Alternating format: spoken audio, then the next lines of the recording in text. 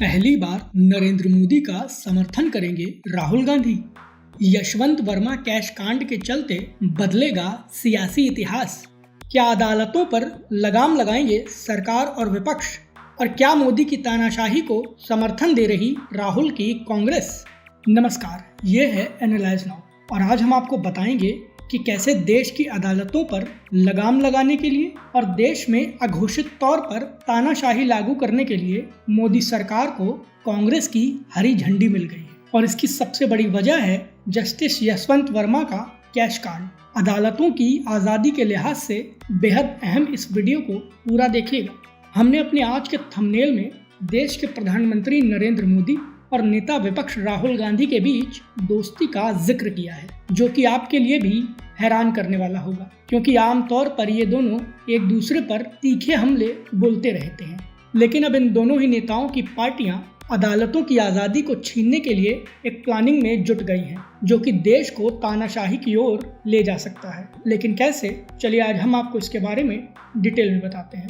दरअसल लोकतंत्र के 3 स्तंभ हैं: विधायिका, कार्यपालिका और न्यायपालिका। विधायिका का सांकेतिक तौर पर कंट्रोल थोड़ा ज्यादा ही रहता है और कार्यपालिका लगभग विधायिका यानी संसद के इशारे पर काम करती है। लेकिन जब विधायिका अपने रास्ते से भटकती है तो फिर संविधान को परिभाषित करते हुए न्यायपालिका उसे रास्ते पर लाती है। और इसीलिए आमतौर पर सभी राजनीतिक पार्टियां यही चाहती हैं कि जैसे अफसरशाही पर सरकार का कंट्रोल होता है, वैसा ही कंट्रोल अगर न्यायपालिका पर भी मिल जाए तो सरकार चलाने का मजा आ जाए।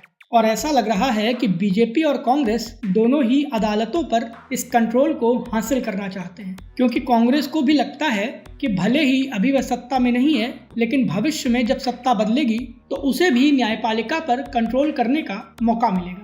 संभवतः यही कारण है कि देश की न्यायपालिका की स्वतंत्रता पर खतरा मंडराने लगा है और न्यायपालिका के लिए दिल्ली हाईकोर्ट के जज यशवंत वर्मा का कैश कांड सबसे बड़ा खतरा बन गया है।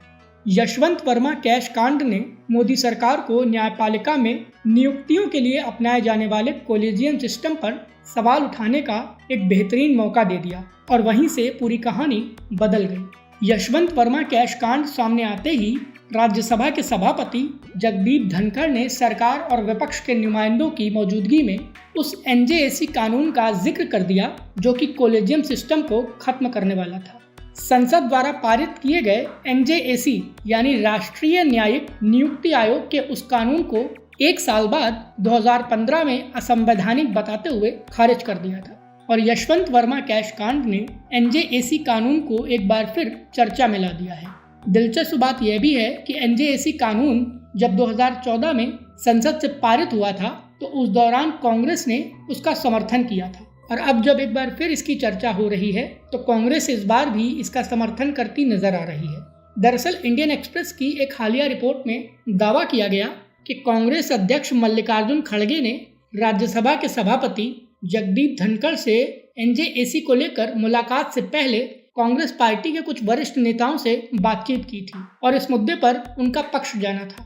इनमें से कुछ नेताओं ने कांग्रेस अध्यक्ष मल्लिकार्जुन खड़गे से कहा था कि पार्टी को सैद्धांतिक तौर पर इस बात पर सहमत होना चाहिए कि न्यायिक नियुक्ति के लिए कोलेजियम सिस्टम की जगह किसी अन्य ऑप्शन पर विचार किया जाए।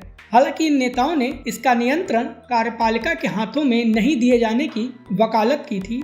खड़गे से बातचीत में कांग्रेस के नेताओं ने यह तर्क दिया था कि अगर ऐसा होता है तो सरकार उस पर पर्दे के पीछे से कब्जा कर लेगी।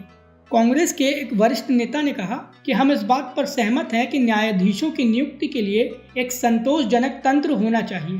केवल न्यायाधीशों की नियुक्ति नहीं, बल्कि उनकी जवाबदेही के लिए एनजेएसी को लागू किया जाना चाहिए। कांग्रेस पार्टी के नेता भले ही ये दावा करें कि एनजेएसी में वे सरकार का दखल नहीं चाहते, लेकिन पर्दे के पीछे से असल में वे भी इसका समर्थन करते हैं। इतना ही नहीं, एनजेएसी के जिक्र के दौरान सुप्रीम कोर्ट द्वारा इस कानून को खारिज किए जाने को लेकर उपराष्ट्रपति ने सवाल उठाए थे। जगदीप धनखड़ ने कहा था कि संसद से पारित विधेयक, जो कि राष्ट्रपति के हस्ताक्षर के बाद एक कानून बन जाता है, उसकी न्यायिक समीक्षा का अदालत के पास कोई अधिकार ही नहीं है। और इसी के चलते अब यह संकेत मिल रहे हैं कि अगर कांग्रेस एनजेएसी के मुद्दे पर मोदी सरकार का जरा सा भी समर्थन करती है तो यह मानकर चलिए कि अगले 6 महीने से 1 साल के अंदर देश में न्यायपालिका में नियुक्ति का तरीका बदल जाएगा।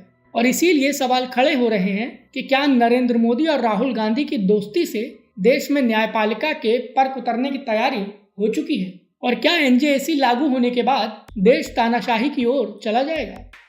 इस बारे में आप क्या सोचते हैं, प्लीज़ अपनी राय हमें हमारे कमेंट बॉक्स में ज़रूर दें। वीडियो पसंद आया हो तो इसे लाइक करें और हमें सपोर्ट करने के लिए हमारे इस वीडियो को ज़्यादा से ज़्यादा शेयर करें।